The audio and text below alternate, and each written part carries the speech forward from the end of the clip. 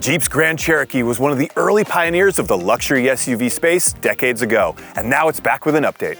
What's up, folks? I'm Dave Undercoffler, editor-in-chief of Autolist.com, a sister company to CarGurus. It may not look like it from the outside, but this Grand Cherokee has been given a thorough update for 2026. This includes an all-new turbocharged 4-cylinder engine under the hood and new tech and amenities on the inside. So is all that enough to compete with a wide range of rivals that includes everything from the Ford Explorer to the Volvo XC60, Lexus RX, and even the Toyota 4Runner? Let's go spend some time with this and find out. But before we do, be sure to like and subscribe to this channel so you can get alerts on all of our future updates. All right, let's start by talking about the trims that are available on this Grand Cherokee for 2026. It's a wide range of trims, which really is nice because it suits a wide range of buyers and budgets. So there are 6 trims. The base model is called the Laredo. It's just under $40,000 to start. That's for the rear-wheel drive model, and that comes with the standard Pentastar V6 engine. We'll talk about that in just a minute. And then the lineup goes all the way up to the model you see here. This is the Summit. This is about $66,000 as it sits here today, and that includes every amenity you could possibly want, including 4-wheel drive and the new turbocharged engine. All right, now to the exterior, and the Grand Cherokee this generation has always been really handsome, so I like that Jeep didn't change it that much for the 2026 refresh. Some of the things they did change: this grille has been redesigned just a little bit. It's a little more rugged. Also, this lower bumper and fascia area has been redesigned. I like this brushed metal looking piece of trim. It's actually not metal, unfortunately, but it adds a nice air of class to this vehicle while still letting it look rugged, as a Jeep should. All right, now to the side of the Grand Cherokee, and not many changes for the 2026 updates. I do really like these rims. These are 21-inch alloy wheels. Those are really classy. Again, you've got the trim running down below on the door. We're testing a 2-row Grand Cherokee. They do offer the Grand Cherokee L, and that adds more space. It adds a 3rd row of seats. For comparison, that's going to be almost a foot longer than the model we're testing today, and its wheelbase is about 5 inches longer. Finally, at the back, again, very minimal changes for this refresh. The rear bumper has been slightly redesigned. And again, you've got this fake brushed metal trim running across the bumper there. Finally, some Summit badging to let people know you've got the fancy one.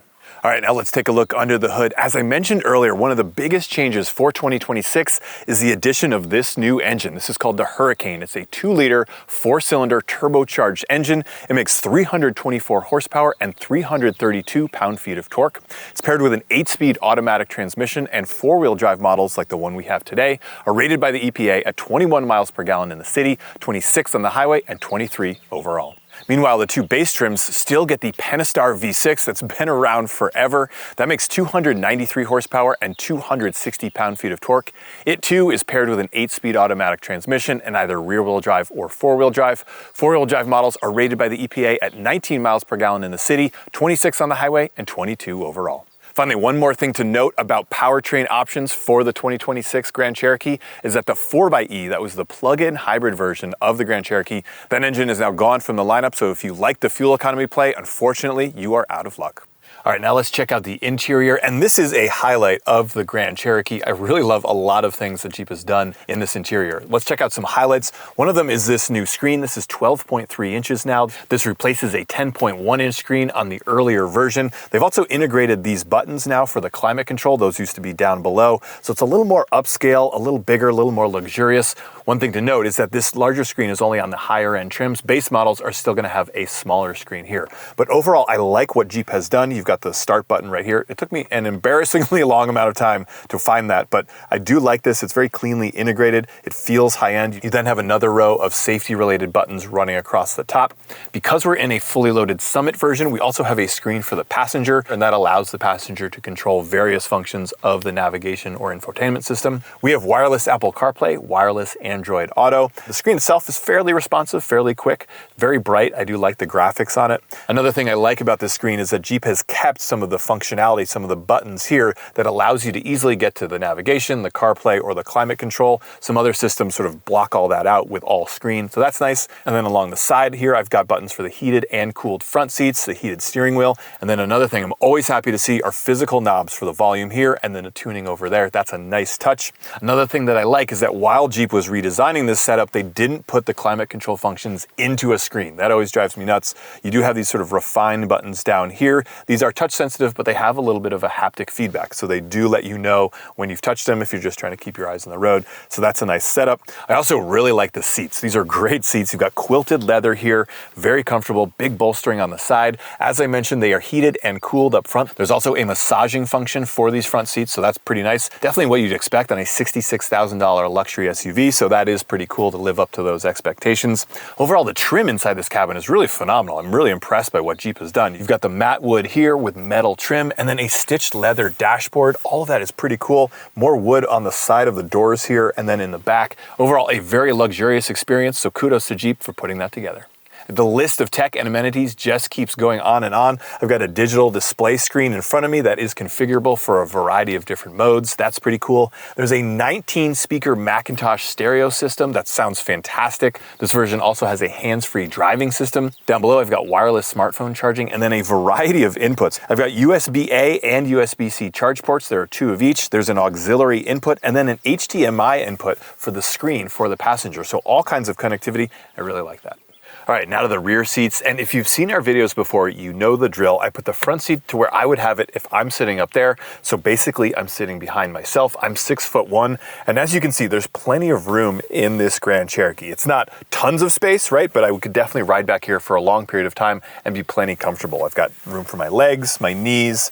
Headroom is also excellent. And that includes the fact that we have a panoramic moonroof. Sometimes these eat into headspace.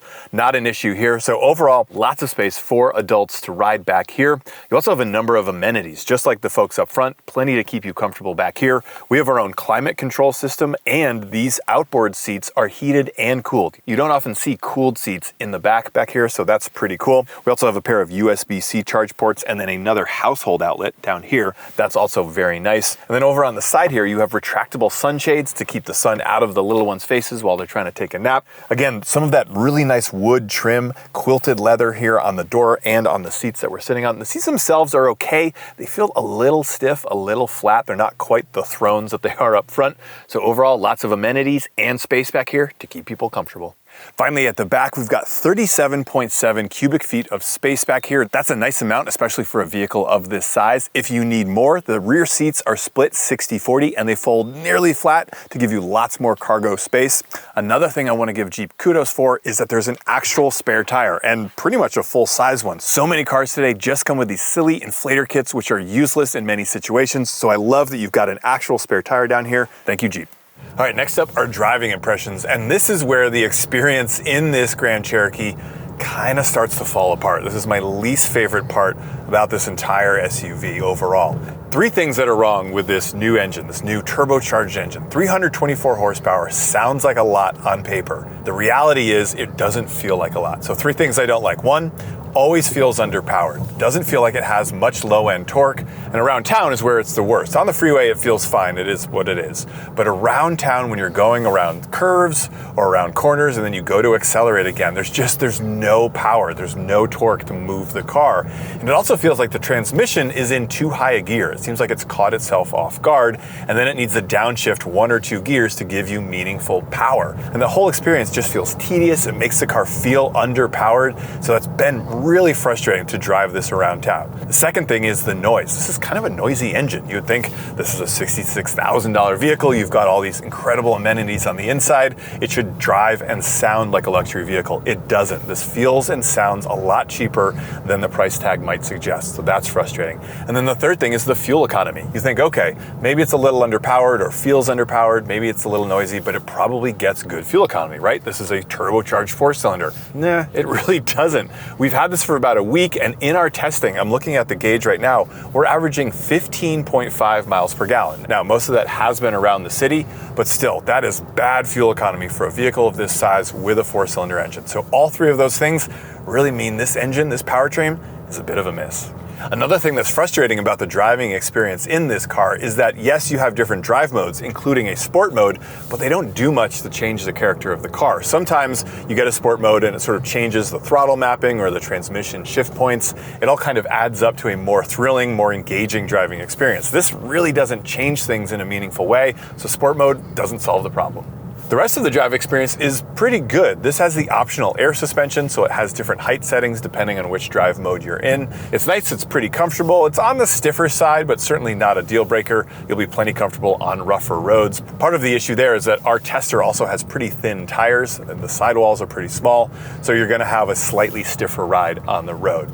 In terms of wind noise and road noise, this is a very quiet cabin, so that does sort of live up to the luxury expectations of all these amenities and the price tag.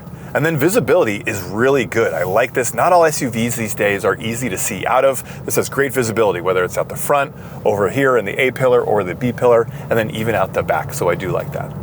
All right, folks, there you have it, our review of the 2026 Jeep Grand Cherokee. Pros? Well, we really like the exterior styling and how it balances being refined and rugged at the same time. We also love the interior, especially the updates Jeep made for this model year. It's quiet, it's comfortable, and it's plenty luxurious to match this luxury price tag. And finally, when we're talking about price, the nice thing about this Grand Cherokee is there's a wide range of price points suitable to any buyer, starting at $40,000 and going all the way up to the $66,000 version you see here. Cons? Well, as we mentioned earlier, we just don't like this powertrain. There's too many things wrong with it. It doesn't feel like it has 324 horsepower, it's tedious to drive around town, and the fuel economy really isn't that great. And if fuel economy does matter, there's no more plug-in hybrid version, and there's not even a hybrid version, so you're stuck with this or the base V6. So overall, this 2026 update is a bit of a mixed bag. Generally, we love the styling, we love the interior amenities, but the powertrain just is a bit of a deal breaker and keeps it from the top of our list. So for reviews or listings of this Grand Cherokee or anything else you're shopping for, new or used, be sure to check out CarGurus.com. And we now have a podcast. It's called The Driveway, featuring yours truly and the rest of our great content team. Check it out wherever you get your other favorite podcasts. And before you go, like and subscribe to this channel so you can get alerts on all of our future updates. We'll see you out there.